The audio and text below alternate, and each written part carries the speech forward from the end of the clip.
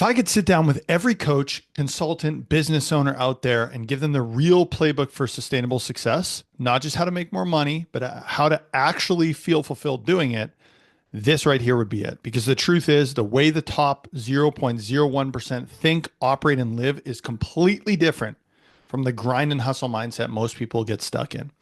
Today, I'm going to show you what they do differently, and I'm going to show you how you can start applying it immediately. My name is Gavin McHale. I'm a business performance coach, and it's my job to make sure you make the kind of money that you deserve and you do it in a way that makes you happy and fulfilled. Let's get to it. Principle number one, there is no place to get to. Most people are chasing a finish line that doesn't even exist. 10K month, 20K month, 50K month, seven-figure business, sold out program. They're telling themselves, when I get there, I'll finally feel successful.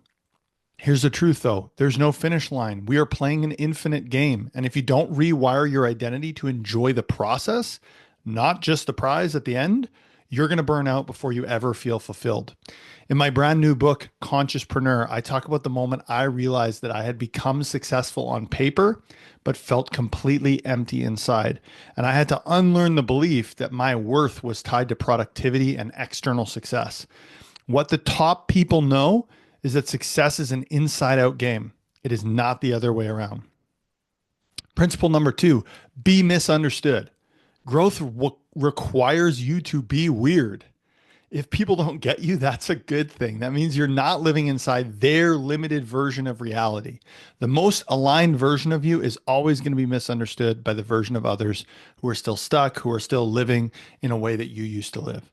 The middle class mindset is built on conformity. The consciouspreneur mindset is built on courage. You don't need anyone else's permission to win. You just need clarity of where you're going and confidence in your path to get there. Principle number three, one of my favorites, ask better questions. My clients don't get stuck because they don't have answers. They get stuck because they're asking the wrong questions. So start with this. What are you pretending not to know? Also, if you already believe that you are capable, what would you do differently this week? In my coaching, I use decision-making frameworks like vision leads to identity, which leads to action. Because if your identity doesn't align with your vision, your actions are always going to self-sabotage. So you need to ask better questions by creating that big, specific, vivid vision. Principle number four, buy back your time. Most entrepreneurs are trading time for money when they should be buying their time to create something more exponential. Okay, this is a huge middle class mindset where people feel like they need to work harder to make more money. They need to bootstrap, they need to save money wherever they can. But the top 0.01%, they don't do everything. They just do the things they're best at and the highest leverage things. You weren't called to do this just to be busier or to be more productive. You were called to create something that left value in the world. So what could shift if you stopped spending your entire day in the business and started looking and working like a visionary? Principle number five, learn first, then do, then teach. Teaching is actually a shortcut to mastery. So if you've overcome something, you're automatically qualified to help someone else do the same. This is not a matter of education or anything like that. As long as you feel safe helping someone do something that you have done and you are guiding them based on your experience, not necessarily education, and you know when to say, hey, this isn't for me, I can't do this anymore. That's not ego and that's not dangerous in any way. It's being a leader and it's saying, hey, I've been down this path, reaching back your hand and saying, come with me. This is how we build authority and impact at the same time. If you've solved a problem, it is your responsibility to share how you solved it. That's how you attract dream clients, and that's how you get people who actually want to work with you instead of trying to scream louder than everybody else. Principle number six, another one of my favorites, resourcefulness will always beat resources. Most coaches are waiting for the right time, waiting for the right system, waiting for when they have enough money to buy something, to buy back their time, whatever it is. The 0.01% create opportunity for themselves. They don't say I can't. They don't say I will when. They say, what needs to be true for this to work? How can I make this work? Okay. Some of my best clients in the past made it work. They find a way. They're the busiest people in the world. They find time to do it. They're people who don't have a whole lot of cash available. They find a way to make it work. Resourcefulness, not perfection, is what makes it work. Principle number 7, think in decades, not days or even years. Alex Hormozi said something like, the most successful people in the world never even talk to me about a yearly plan. They talk about decades. Everyone wants this like 7-figure success in 6 months. The most powerful and the longest staying power entrepreneurs that I know are playing the long game. They are what we call agents of change, and they don't have a timeline. Timeline is forever. They're building a legacy. They're not just building a next transaction type of business.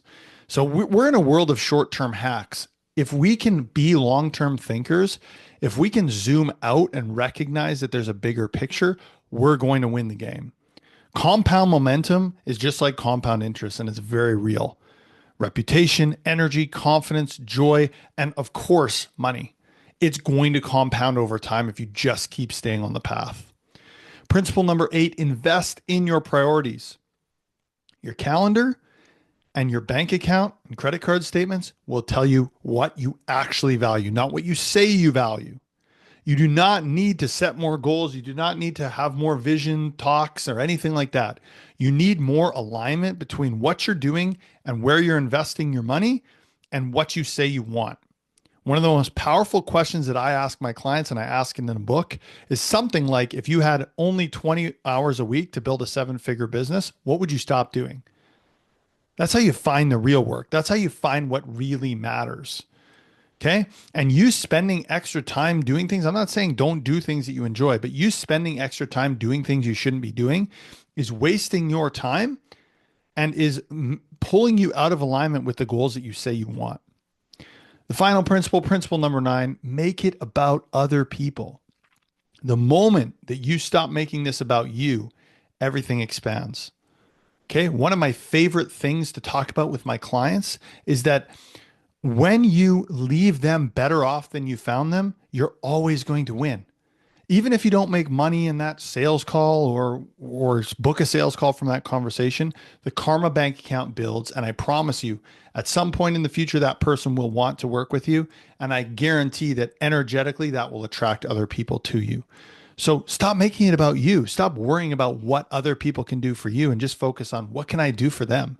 If you want to grow a business that lasts, a business that actually fuels your life instead of draining you, you need to lead from a place of service and alignment with who you want to be and what you want to leave in this world. So if you're done chasing success and you're ready to build something meaningful, I'm here to show you how. So like this video, subscribe to this channel, and I hope you enjoy the rest of the videos. Lots of love. We'll talk to you soon.